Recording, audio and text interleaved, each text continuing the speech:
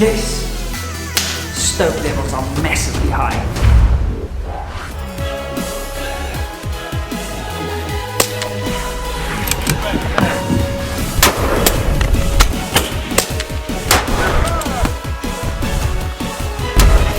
So one of the problems with moving into a new space or setting up any reloading room is sort of planning where what must go, and that's been something that I've sort of been puzzling out even before, you know, we moved in here. I drew out this room on a piece of paper and I designed the desks and I was like, where am I going to put what? But then you actually find yourself in said situation and now you need to start drilling holes in desks, and you want to drill the least amount of holes possible to make your solution work. So what we've settled with, at least for now, my first quick detached press mount is going to sit here. Now basically how the system works, these are available on my store and a freaking hot seller. They make your life so much easier. If you have a vise or multiple different presses just to switch back and forth between systems, this is freaking awesome. So I'm going to put this guy over here and then I'm probably going to mount another one of them on that desk over there. Now to make sure that you drill the holes in the right place, you need to just check clearances. Now I'm going to be running very likely multiple different types of presses, so I've decided to come forward just a smidge that I buy myself some real estate. For example, on this, this is a Reading Big Boss 2 that's been spray painted black because the green kind of just looks like that, not great. Okay, and then obviously I've got my CPS here from Primal Right, so that's able to just click into the system like that. Obviously nothing's drilled in at the moment, but it makes your life a whole lot easier. Actually, I don't think I clicked it in. There we go, now it's in. Once everything is securely fastened to the desk, it's obviously going to make that more secure. Anyway, I've drilled 2 holes already. I'm going to drill the rest, and then we're going to set up this thing. I kid you not, you could literally not break a studio light. You could literally do reps with this thing. It is unbelievably heavy and it's thick, and we're going to be mounting it today. So that's what this video is about, mounting the zero press and setting it up. Now I have watched my friend Gavin's video as to how he unboxed it and set it up, and we'll be doing the same. Let's go. I also have to jump in and say that I do know that this is a steel drill bit. Okay, so when I showed you the super cool slow motion drilling shots, I know I'm using the wrong bit for this, but that's okay, because it just so happens that this is the exact size that I need, and I don't have another one, and it also just so happens that it goes through wood, like it's not even there. So there's that. I'm not a DIY expert, but this drills a pretty good hole. Okay, so our bench mount is securely fastened. That's not going anywhere. We can now take one of our tools, like the CPS, that's already been mounted onto one of the QD plates, and simply pop it in there. Now if I want it more secure, because obviously it's not super tight at the moment, I can add 2 sort of more wing nuts, and I do that. But just to show you guys sort of how it clicks in and out like that, it is super cool. So if I now wanted to go over and, let's say for example, put my Big Boss in, maximum effort. Way harder to do with one hand, by the way, especially the dumb hand. Now when you get your zero press, you'll get one of these plates if you're going to mount it directly to your reloading bench. Now this guy sits over here and gets attached with 4 bolts into sort of the main press. Now if you were to mount it on your table, it would go on like that. There's 3 holes to mount it directly to your bench.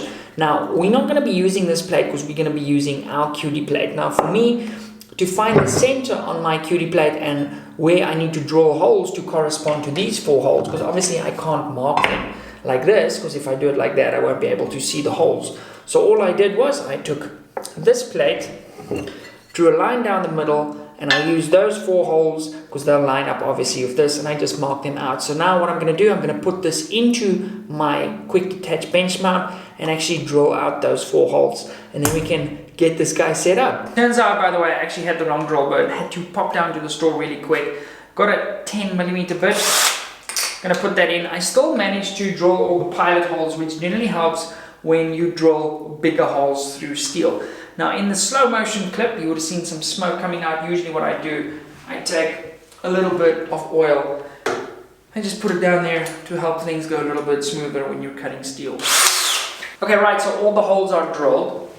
10mm. You actually need a drill press for this so you can drill 100% vertically. On the 419 mount, they've got a really nice countersink on this so that these will sit flush. Obviously, if you're going to be mounting them to a table, that makes sense, right? Because you don't want to be mounting them on 4 nuts. But in my mount's case, the nut will sit on this side, go into the press over there on all 4 spots. And then that will sort of float in the open space here, so it's not going to be a problem at all. Anyway, let's get this installed, shall we? A clean workspace is always a better workspace, so keep that in mind, and your wife will moody if you don't give her a vacuum cleaner back. Right, QD plate attached. Get this guy down there. Every time I pick this thing up, it amazes me how heavy it is. That's gonna go right there. We're gonna get these 2 guys, pop them in. Right, and there we have it, 1 times mounted 0 press. Now all that's left to do is get this guy on, and they've even put a bearing in there for us too. So we are going to go right for now. I might need to grab a different Allen key. Boom. I need to grab an Allen key for this. Also, we'll make a lekker knopkierie. Now, our Afrikaans word of the day is going to be knopkierie. And I want the best description of knopkierie from an Afrikaans person in the comments, and I will pin your comment. But a knopkierie is something that you carry with you if you can't EDC. Okay, something to keep in mind when you put the handle on, it doesn't go in 100% vertically like you would think. Ergonomically, it's better if it's at a slight angle. So put it like that, tip it over a little bit, and it should slide right in there. Okay, now I want it about there. We can always adjust this later. I really need a nice T-handle set. Can somebody tell me in South Africa where I can get a nice T-handle set? But that...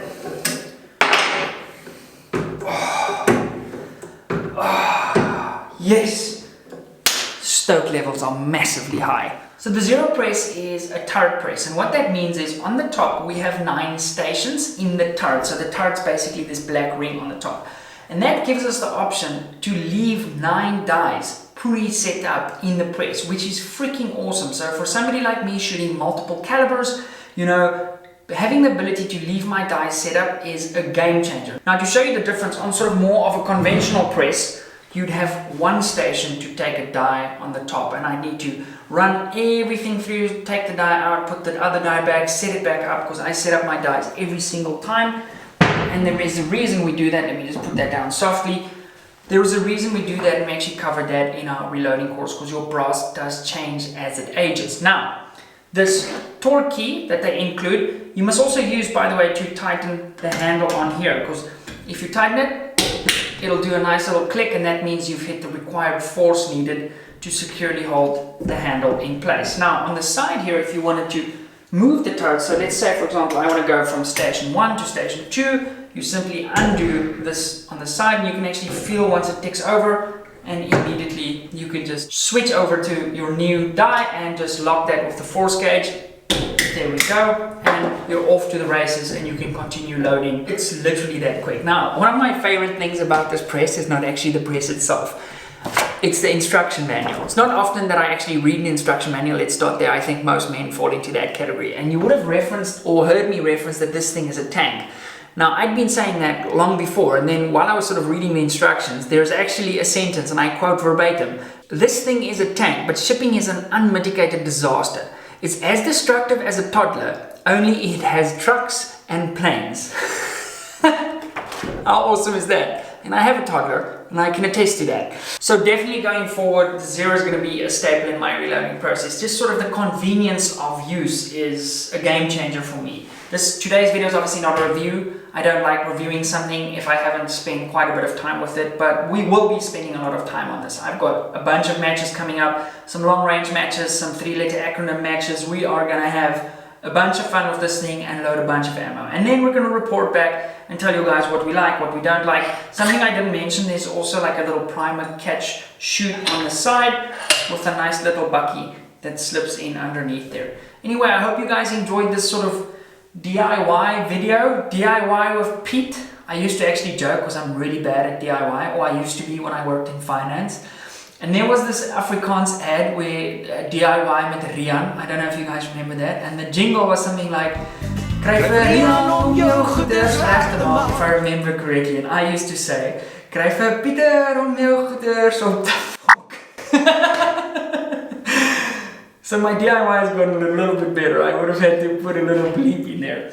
Anyway, so making these videos, especially like today's video, it takes literally 5 times as long to make this video. It took me an entire day to film this video, to do all the cool slow-mo things with the drill and change the lights and the works. So if you guys want to support the effort on Patreon, we'd really appreciate that. Otherwise, how you could also help the channel is just leave a comment, leave a like, share this video with a mate, or share one of our other videos with a mate. That would be really appreciated. Guys, thank you very much for watching. You guys are amazing. Area 419, once again, thanks for making badass products. And yeah, I look forward to spending a bunch of time on this thing in the very near future. Cheers guys, have a great one. Bye.